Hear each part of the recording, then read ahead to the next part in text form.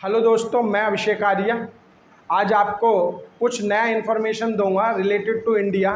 तो हम लोग सीधे समय को ना जायर करते हुए हम सीधे सीधे अपने काम पर आते हैं और कुछ सीखने का प्रयास करते हैं। जैसे सबसे पहले मैं भारत का नक्शा बना रहा हूँ, उल्टा पुल्टा बन जाए कोई दिक्कत वाली बात नहीं है, हमको तो बस समझना है। जैसे अगर हम बात करें, ये मैं भारत का बनाने का प्रयास कर रहा हूँ नक्शा, मैप। आप लोग देखना बस, एक छोटी से मैप में हम लोग कितनी चीज़ों को सीख पाएंगे। सपोज दैट ये इंडिया है हमारा, ये इंडिया, भारत। हमारा आज का टॉपिक रहेगा भारत की अवस्थिति।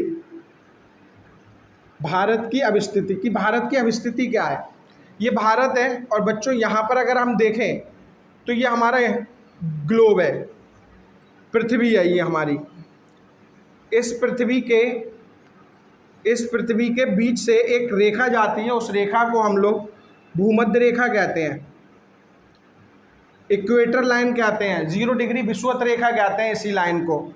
इस रेखा के उत्तर की ओर बढ़ेंगे तो 23.5 डिग्री नॉर्थ जरूर लिखना, उत्तरी अक्षांश सही है। 23.5 डिग्री उत्तरी अक्षांश को कर्क रेखा कहा जाता है, ट्रॉपिक ऑफ कैंसर कहा जाता है, ट्रॉपिक ऑफ कैप्रिकॉन, सॉरी इसको बोलते हैं ट्रॉपिक ऑफ कैंसर। और 23.5 डिग्री दक्षिण की ओर जब आएंगे, साउथ की तरफ आएंगे, 23.5 डिग्री साउथ, तो इसको हम लोग मकर रेखा कहेंगे, ट्रॉपिक ऑफ कैप्रिकॉन। अगर हम भारत के देखें तो हमारा भारत कर्क रेखा को आधा आधा काटता है, तो 0 डिग्री से ऊपर, यानी अगर इस साइड में जाते हैं तो ये हमारा पूरा का पूरा पड़ता है बेटा उत्तरी गोलार्ध, और नीचे का पड़ता है 0 डिग्री रेखा के नीचे पड़ता है बेटा दक्षिणी गोलार्ध। दक्षिणी गोलार्ध अगर बात करें, इसको अंग्रेजी में कहेंगे नॉर्थ हेमिस्फीयर और इसको कहेंगे साउथ हेमिस्फीयर। तो भारत को अगर पूछा जाए भारत पृथ्वी पर किस गोलार्ध में है, आप लोगों का आंसर होगा भारत पृथ्वी में उत्तरी गोलार्ध में स्थित है बेटा। कहाँ स्थित है? उत्तरी गोलार्ध में स्थित है। अब स्थिति को देखते हुए हमें 2 चीज़ें और पता होना चाहिए। ये मैं 2 चीज़ें एक साथ बना दे रहा हूँ। ये काल्पनिक रेखाएं हैं जो पूरब, इधर बेटा पूरब है और इधर पश्चिम है। काल्पनिक रेखाएं वे जो पूरब से पश्चिम की ओर डाली गई हैं, ये कहलाती हैं अक्षांश रेखाएं। अक्षांश रेखाएं इनको बोलते हैं लैटिट्यूड लाइंस।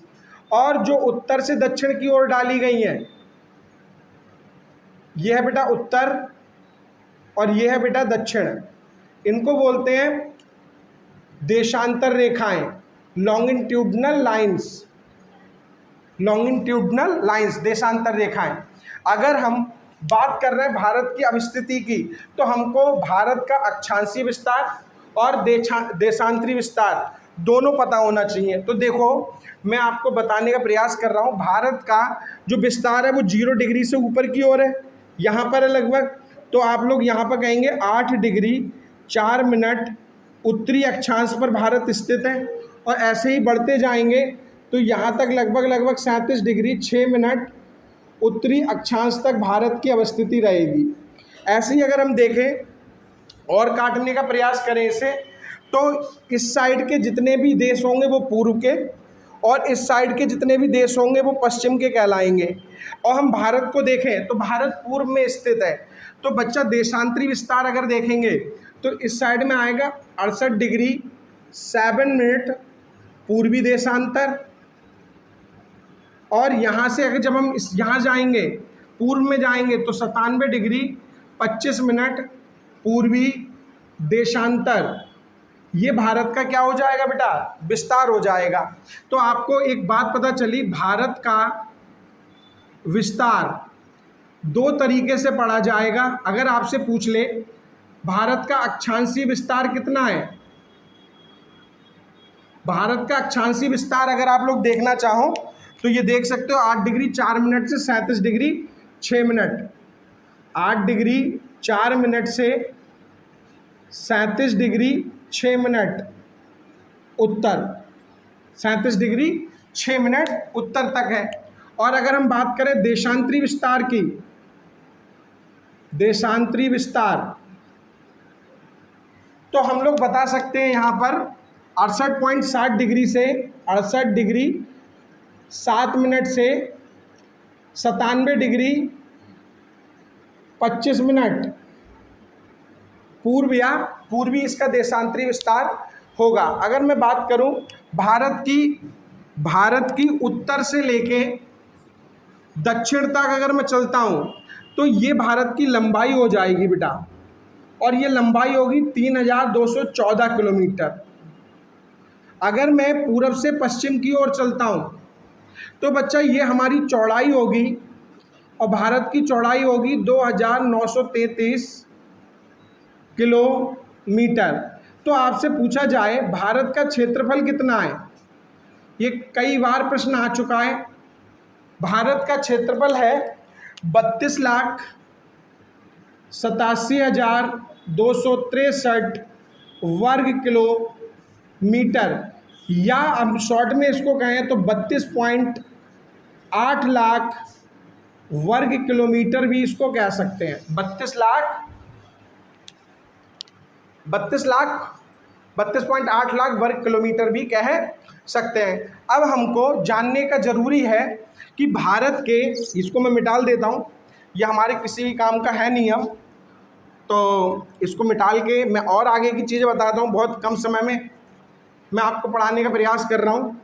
भारत के पश्चिम में पड़ता है बच्चा अरब सागर, और पूरब में पड़ता है बंगाल की खाड़ी। देखिए भाई, ये तो अरब सागर है, यहाँ पर आ रहा है बंगाल, इधर है बेटा बांग्लादेश, और बच्चा ये लिखा है खाड़ी बे।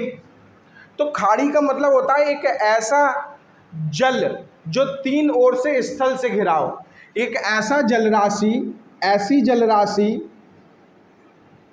जलराशि जो तीन ओर से स्थल से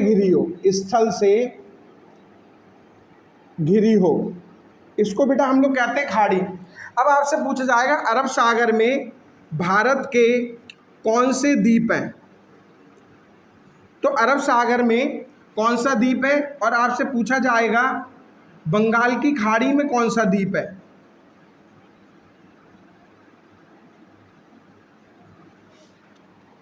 तो हमको पता होना चाहिए अरब सागर में भारत का एक द्वीप है, आइलैंड है, जिसको लक्षद्वीप कहते हैं, और बंगाल की खाड़ी में एक द्वीप है, इसको अंडमान निकोबार कहते हैं।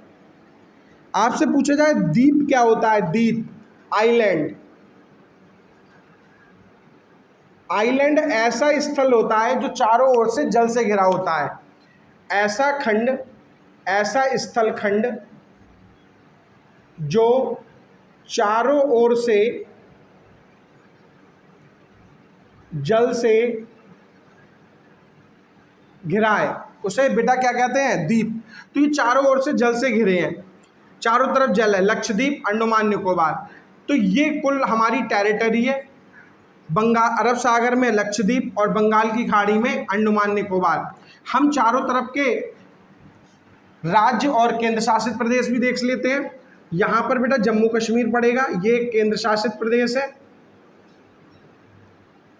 यहाँ पर बेटा लद्दाख पड़ेगा, ये भी केंद्र शासित प्रदेश है। ये दोनों के दोनों 31 अक्टूबर सन 2019 को अस्तित्व में आए। ये बेटा कब आए हैं, 31 अक्टूबर सन 2019 को। भारत का बिल्कुल पूर्वी राज्य अरुणाचल प्रदेश है, इसको बोलेंगे पूर्वी राज्य। सबसे भारत का दक्षिणी राज्य यहाँ पर पड़ेगा तमिलनाडु, और यहाँ पर पड़ेगा बेटा गुजरात। कौन सा पड़ेगा, गुजरात। ये राज्य हैं। ये बच्चा है पश्चिमी राज्य, ये पड़ेगा बच्चा आपका दक्षिणी राज्य, दक्षिणी राज्य। तो ये हमारे 4 राज्य रहेंगे। बाकी हम लोग आगे किसी वीडियो में मिलते हैं आपसे। धन्यवाद।